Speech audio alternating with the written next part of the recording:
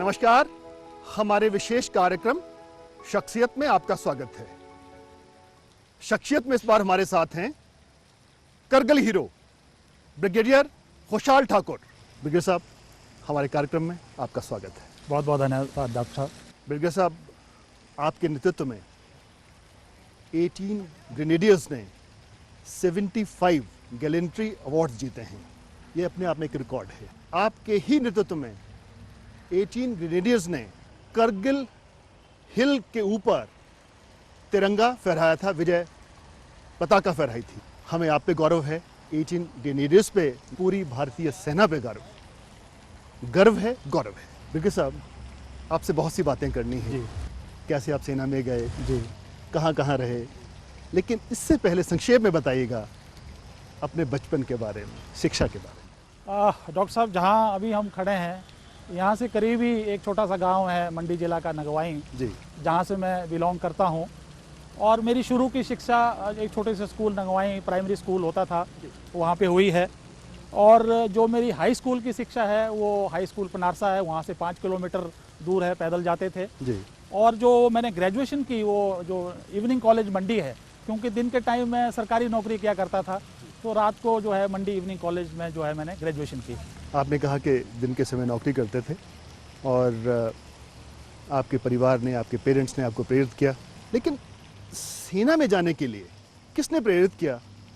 कौन ऐसा शख्स था जिसने आपसे कहा कि आपको ऐसा करना चाहिए? स्कूल में ही, जैसे कि हिमाचल की एक जो वीर भूमि के तौर पे जाना जाता था, और शुरू से ही एक उत्साह और उमंग है कि सेना में जाना है। और सबसे अच्छी बात थी, मेरे मामा जी जो थे वो फौज में थे जी, उनका बड़ा योगदान रहा और मेरी माता जी का योगदान रहा। हालांकि मुझे नौकरी तो मिल गई थी, मैं खुश था, मैं उसमें ऐसा नहीं था, लेकिन माँ ने कहा कि बेटा वही करना जो तुम्हारा मन करे। तो कहीं ना कहीं वो कशिश थी फौज में जाने की, तो जज्बा था, जुनून था जो मुझे लगा और मैं इस तरफ चला गया। तो कमीशन कब हुआ आपका? मैं जुलाई 1975 में मैंने ग्रेजुएशन की जी, और दिसंबर 1976 में मैं 18 ग्रेनेडियर जो कि एक इन्फेंट्री बटालियन है, उसमें कमीशन हो गया। डायरेक्ट कमीशन था? डायरेक्ट कमीशन में चला। ट्रेनिंग कहाँ? इंडियन मिलिट्री एकेडमी देहरादून में 1.5 साल की ट्रेनिंग की, और उसके बाद हमारी पलटन सिक्किम में थी, तो वहाँ पे पहली बार ज्वाइन किया गया। अपनी सेना में सर्विस के दौरान, सेवा के दौरान आप वो ऐसे कौन से स्थान हैं आप जहां गए हैं, और ऐसी कौन सी बैटल्स हैं, बैटल फील्ड्स हैं जहां आप गए और दुश्मन से लोहा लिया? जरा देखिए, ये एक सैनिक के लिए बड़ा गौरव का मौका है कि उसको लड़ाई में हिस्सा लेने का मौका मिले, और मेरे संदर्भ में तो 4 बार मुझे मौका मिला।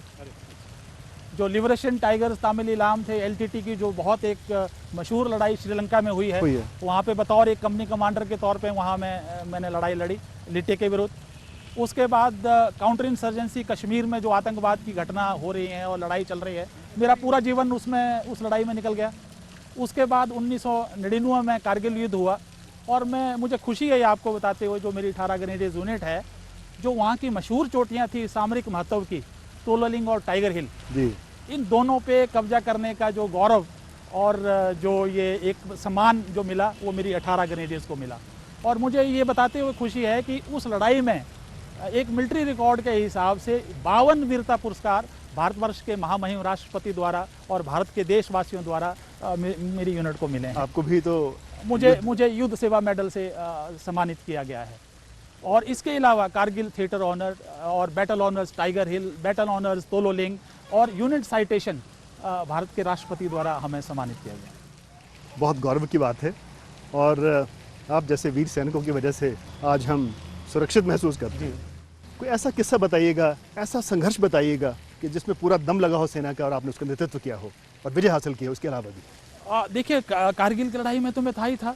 उसके बाद संयुक्त राष्ट्र सेना में मैंने भारत का नेतृत्व किया। वहाँ पे हालात ये हो गए कि वहाँ पे UN फोर्सेस के 225 लोगों को वहाँ के विद्रोहियों ने बंदी बना दिया, और मुझे 10 दिन के नोटिस में भारत की सेना को मुझे वहाँ पे जाने का मौका दिया। और मुझे खुशी है आपको बताते हुए, वहाँ पे एक बहुत अंतर्राष्ट्रीय स्तर का हमने एक ऑपरेशन खुखरी किया, और जितने भी ये 225 बंदी थे उनको हम सुरक्षित बाहर निकाल पाए।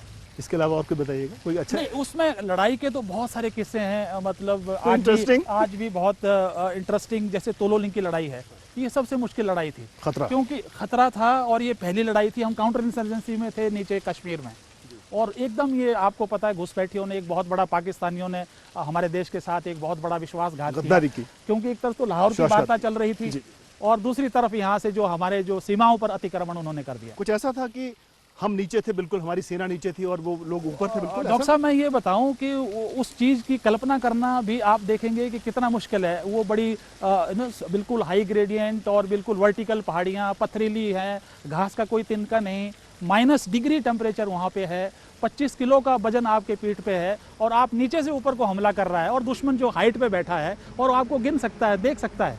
आप विश्वास नहीं करेंगे, स्नाइपिंग से मेरी मैक्सिमम कैजुअलिटीज़ हुई, आर्टिलरी से मेरी मैक्सिमम कैजुअलिटीज़ हुई। तो ये बहुत मुश्किल लड़ाई, और सबसे मुश्किल थी जब कोई कैजुअलिटीज़ हो जाता था तो हमको केवल रात को ही उसको इवैक्यूएट कर सकते थे और हमको उसको बैठाना पड़ता था रात जब तक नहीं, और पीछे लाने के लिए कम से कम 8 जवान चाहिए थे एक कैजुअलिटी को पीछे लाने के लिए। तो ये सबसे ऊंची जगह में लड़ी गई लड़ाइयों में एक बहुत मुश्किल लड़ाई थी। इस तरह के युद्ध के दौरान, संघर्ष के दौरान एक सैनिक क्या महसूस करता है? देखिए, सैनिक अपने देश की आन बान और शान के लिए, और हम उसको ट्रेनिंग में यही बताते हैं, नाम नमक निशान, अपने तिरंगे के निशान, अपने रेजिमेंट का निशान, अपने देश के लिए कि your country comes first always and every time. और उसकी जो ट्रेनिंग है, और वो ये बड़ा जानता है कि आज मौका है जबकि मैं अपने रेजिमेंट का नाम, अपने परिवार का नाम, अपने देश का नाम जो है, जो उसने ट्रेनिंग हासिल की है, उसको पूरा कर सके। तो इस मौके की तलाश में रहता है वो। यहाँ वक्त हो चला एक छोटे से ब्रेक का। ब्रेक के बाद तुरंत लौटते हैं, आप बने रहिएगा हमारे साथ। हम यूं गए और यूं वापस लौटे। पीओके में चल रहे हैं प्रशिक्षण शिविर आतंकियों के, पाकिस्तान में दूसरी जगह चल रहे हैं, तो क्या उनको ध्वस्त नहीं किया जाना चाहिए? ये डिसीजन पॉलिटिकल डिसीजन है।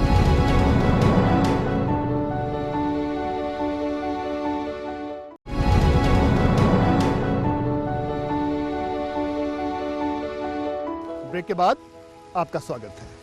ब्रिगेडियर ठाकुर, करगिल जी युद्ध की बात हो रही है जी।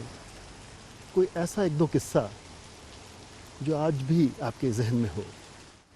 डॉक्टर साहब, मैं कहना चाहूँगा, ठीक है, कारगिल में सेना ने विजय हासिल की, लेकिन इस आज़ादी के पीछे बहुत कुछ खोना भी पड़ा है, और ये जो और इसकी जो भरपाई है वो वीरों ने खून देकर पूरी की हुई है।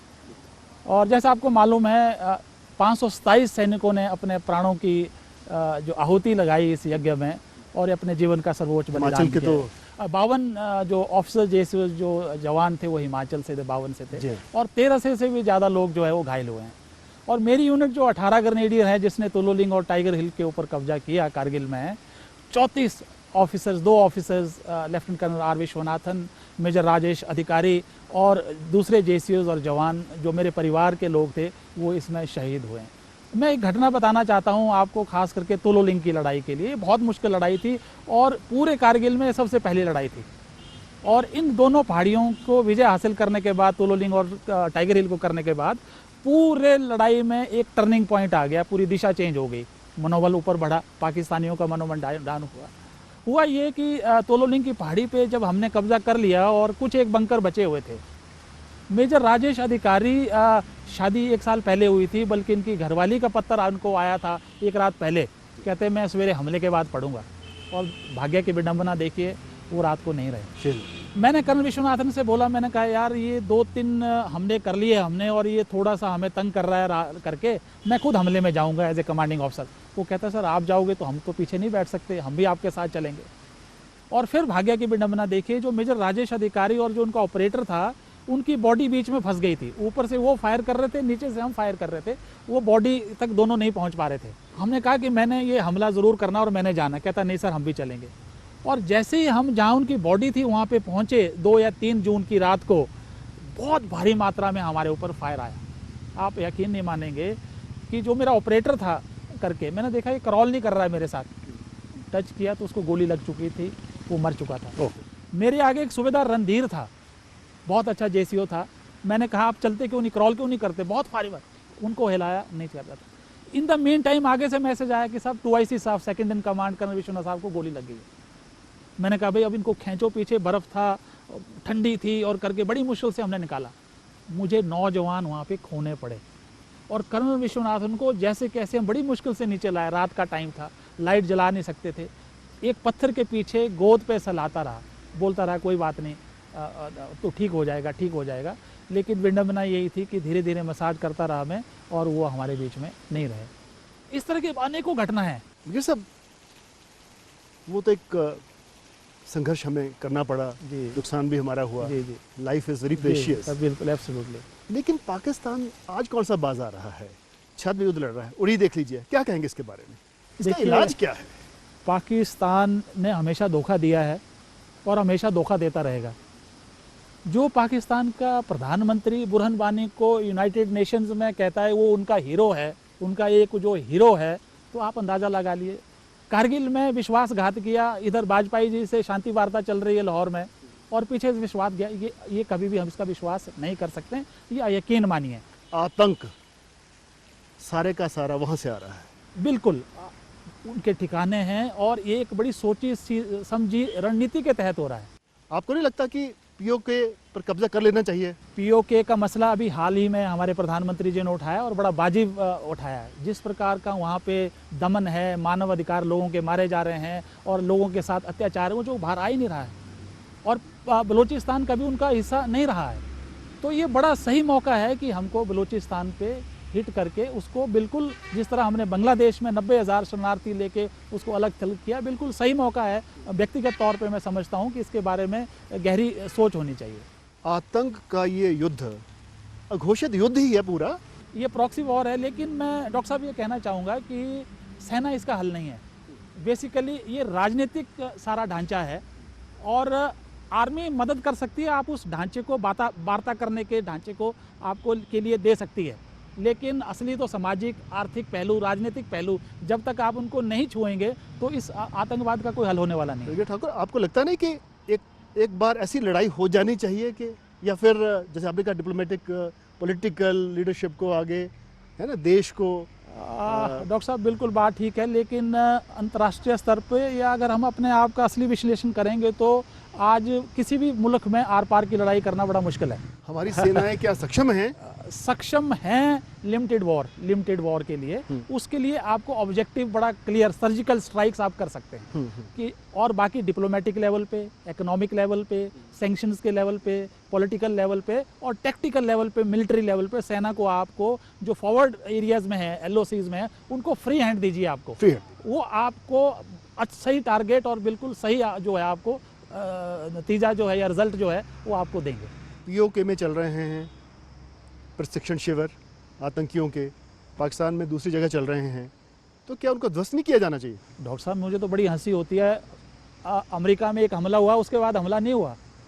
हमारे देश में देखिए उसके बाद कितने हमले हो गए। हमें मालूम है दुश्मन कहाँ है, कमजोरी कहाँ है, मालूम है उसके कैंप कहाँ हैं, हमें मालूम है कि कैसे उसको विध्वंस किया जा सकता है। लेकिन ये डिसीजन पॉलिटिकल डिसीजन है। जब तक पॉलिटिकल विल पावर नहीं हो, पॉलिटिकल सारी पार्टियां, सारा देश एक नहीं हो, तब तक खास करके जब तक ये वोट बैंक की राजनीति रहेगी या इस चीज़ से राजनीति चलती रहेगी तो इसका हल कोई नहीं। क्या ऐसा माहौल बन रहा है देश में अब? बिल्कुल माहौल बन रहा है, लेकिन मैं एक आगाह करना चाहता हूँ, कॉशन देना चाहता हूँ कि इमोशनल एंगल एक ठीक है, भावनात्मक बिंदु एक ठीक है, लेकिन ये पूरी तैयारी के साथ हमारी क्षमता क्या है, हमारी स्ट्रेंथ क्या है, हमारी वीकनेस तो बैठा है ना चीन तो मैं कहूँ तो आपको आज चाइना से ज़्यादा खतरा है पाकिस्तान की वजह से। और जिस तरह से हमारे देश की तैयारी चाइना को टैकल करने के लिए होनी चाहिए, दुर्भाग्यवश उस तरह की तैयारियां नहीं है, अभी तैयारी नहीं है उस तरह से। उस तरह की तैयारियां चाइना को हैंडल करने के लिए आपके पास नहीं है। जिस तरह का इंफ्रास्ट्रक्चर बॉर्डर्स पे बनना चाहिए था, जिस तरह के आपके पास आर्टिलरी होनी चाहिए थी, एयर डिफेंस होना चाहिए था, एयरक्राफ्ट होने चाहिए, या बाकी नेवी के हथियार अम्युनिशन होना चाहिए, उस तरह से अपनी तैयारी चल रही है, इसमें प्रयत्न किए गए हैं, लेकिन वो उतने ज़्यादा काफ़ी नहीं है। यहाँ वक्त हो चला एक और छोटे से ब्रेक का। ब्रेक के बाद ब्रिगेडियर साहब से बात करेंगे। करगिल तो जीता है, आजकल एक और लड़ाई, एक और युद्ध ब्रिगेडियर ठाकुर लड़ रहे हैं, उसके बारे में जानेंगे। हम बस लौट ही रहे हैं। वो नारा है ना, जय जवान जय किसान। जय जवान वाला तो आपने वादा पूरा कर दिया है, अब जय किसान की बारी है। कीरतपुर से मनाली तक 4 लेनिंग हो रही है, लेकिन किसान खुश नहीं।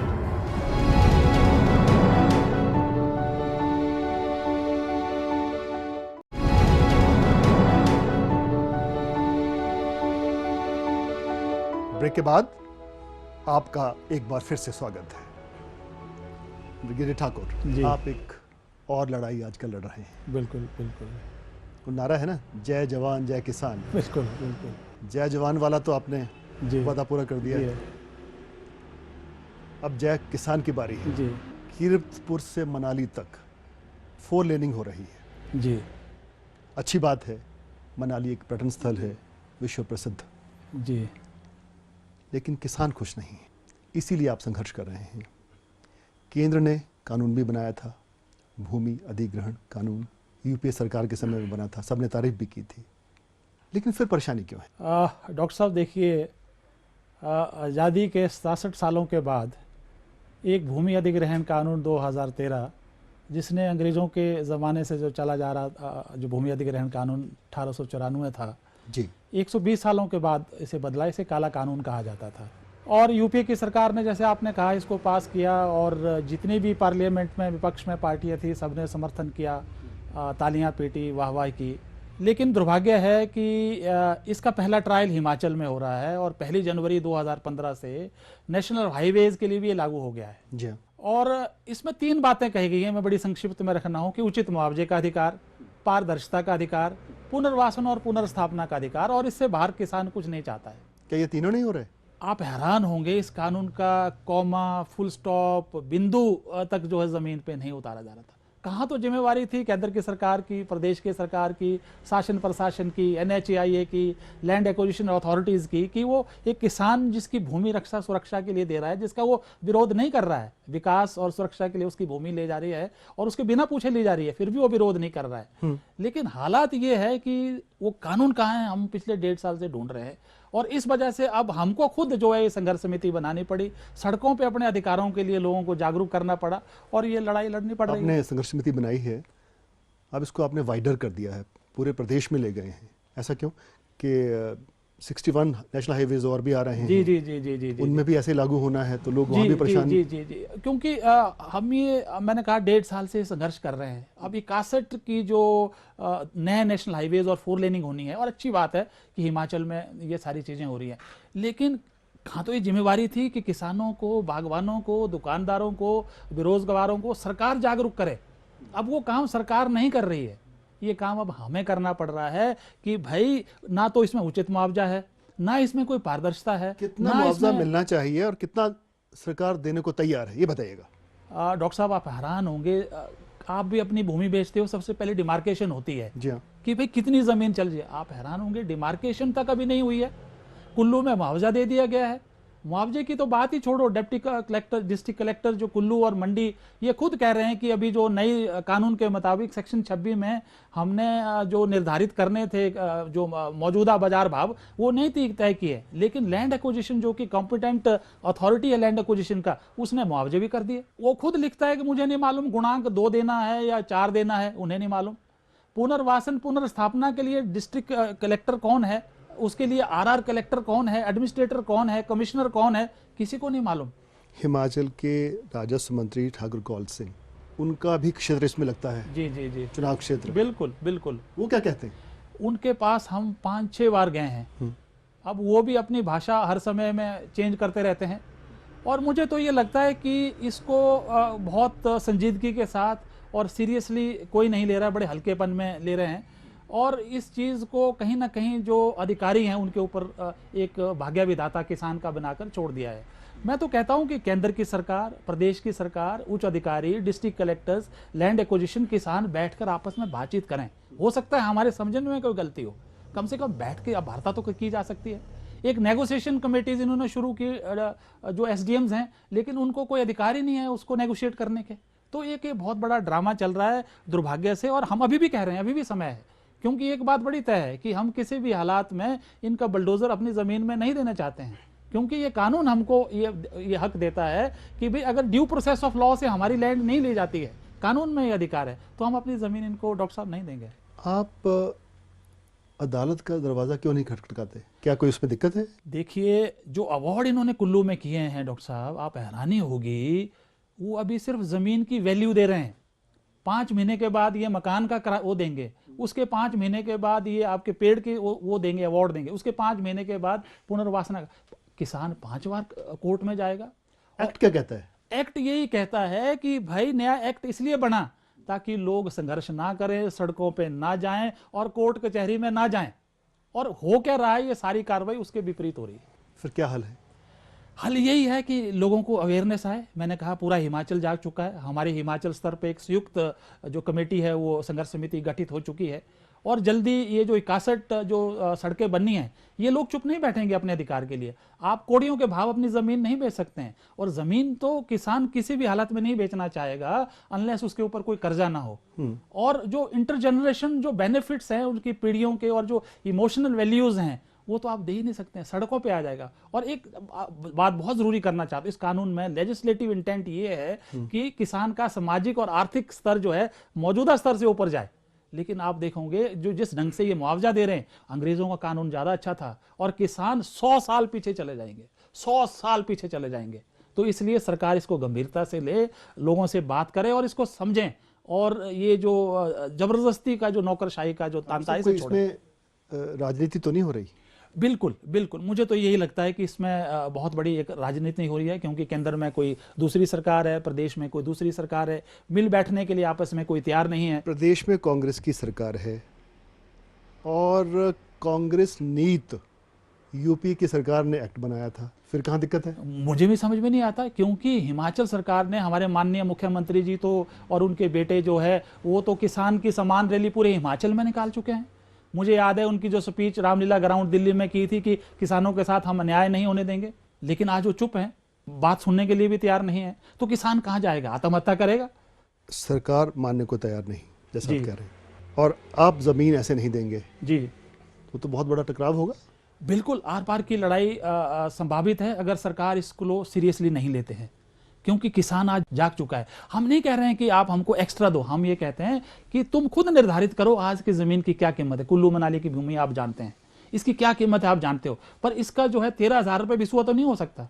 जो अभी इन्होंने अवार्ड किए 13,000 रुपये बिस्वा कहते हैं। आज सब एसडीएम मान रहे हैं। मनाली वाली एसडीएम ने कहा 4.5 और 5 लाख के बीच में हम मानते हैं ये रेट हैं। हम नहीं कह रहे हैं कि ये आप रेट हमें दो। और उसके बाद तो एक साइंटिफिक फार्मूला है उसको सोलिटियम का और फैक्टर का, आप उसको लगा दीजिए। हम तो उससे बाहर एक पैसा नहीं मांगते आपके कानून से बाहर जी, लेकिन ये अन्याय तो हम बिल्कुल सहन नहीं करेंगे।